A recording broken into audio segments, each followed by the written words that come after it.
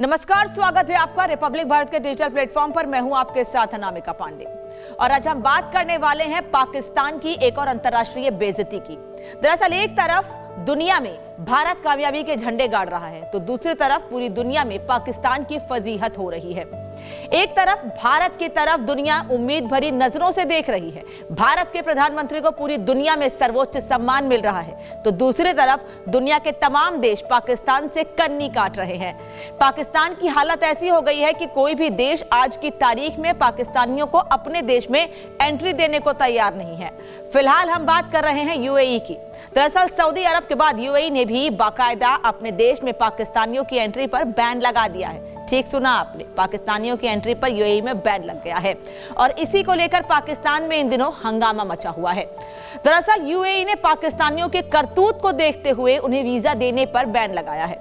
UAE के अधिकारियों की दलील है कि पाकिस्तानी यूएई में आने के बाद यहां तमाम तरह की गैर कानूनी गतिविधियों में शामिल हो जाते हैं, जिसके चलते यूएई की छवि खराब होती है। लेकिन अफसोस कि सच्चाई जानते हुए भी पाकिस्तान को अपनी करनी पर पछतावा नहीं है। पाकिस्तानी इस बात से दुखी हैं कि आखिर दुनिया भर के मुस्लिम देश भारत को क्यों इज्जत दे रहे हैं। जिन्ना लैंड की इस इंटरनेशनल बेइज्जती की वजह को कुछ पाकिस्तानी तो स्वीकार करते हैं, लेकिन ज्यादातर इस गलतफहमी में भी पड़े हैं कि आखिर यूएई ने उनके साथ ऐसा सलूक किया क्यों है, जबकि इससे पहले सऊदी अरब भी कुछ इन्हीं वजहों से पाकिस्तानियों की एंट्री पर बैन लगा चुका है। बावजूद इसके अपने हुकूमत की नेताओं की राह पर चलते हुए पाकिस्तानी झूठी शेखी बघारने से पीछे नहीं हटते। हालांकि बैन के बीच यूएई ने वीजा नियमों में पाकिस्तानियों के सामने कुछ शर्तें भी रखी हैं। मसलन दुबई में उन्हीं पाकिस्तानियों को वीजा मिलेगा जिनके पास वापसी का टिकट होगा, यानी कि रिटर्न टिकट के साथ ही पाकिस्तान के लोग यूएई दुबई जा सकते हैं। आपको बता दें कि यूएई के अधिकारियों ने पाया है कि पाकिस्तानी नागरिक यूएई में वीजा नियमों के उल्लंघन के साथ चोरी, धोखाधड़ी, भीख मांगने, वेश्यावृत्ति और नशीली दवाओं से संबंधित कई अपराधों में लिप्त थे, जिसे लेकर यूएई में जीरो टॉलरेंस की नीति है।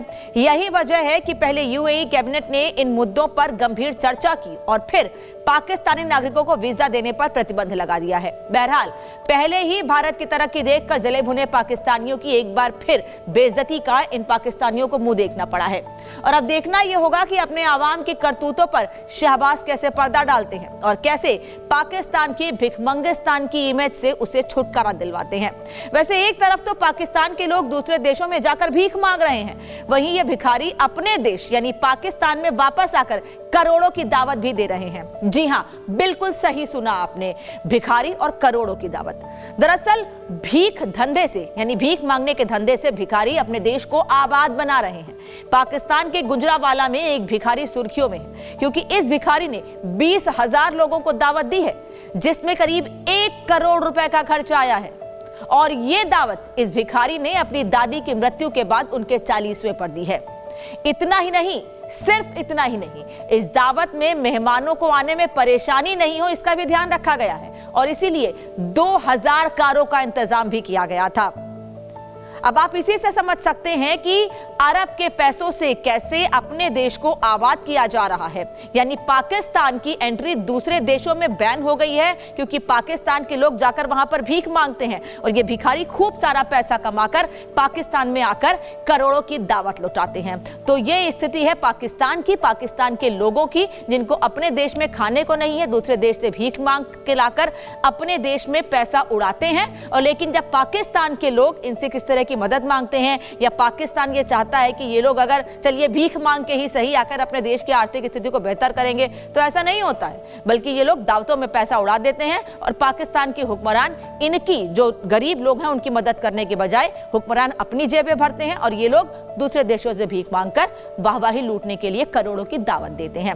ऐसी ही जानकारियां आगे भी आप तक पहुंचाते रहेंगे। फिलहाल इतना ही, लेकिन इस खबर पर यानी पाकिस्तान के भिखमंगिस्तान बनने और करोड़ों की दावत देने पर आपका क्या कहना है, कमेंट बॉक्स में जरूर बताएं। फिलहाल इतना ही, लेकिन रिपब्लिक भारत के डिजिटल प्लेटफॉर्म को सब्सक्राइब करना ना भूलें। नमस्कार।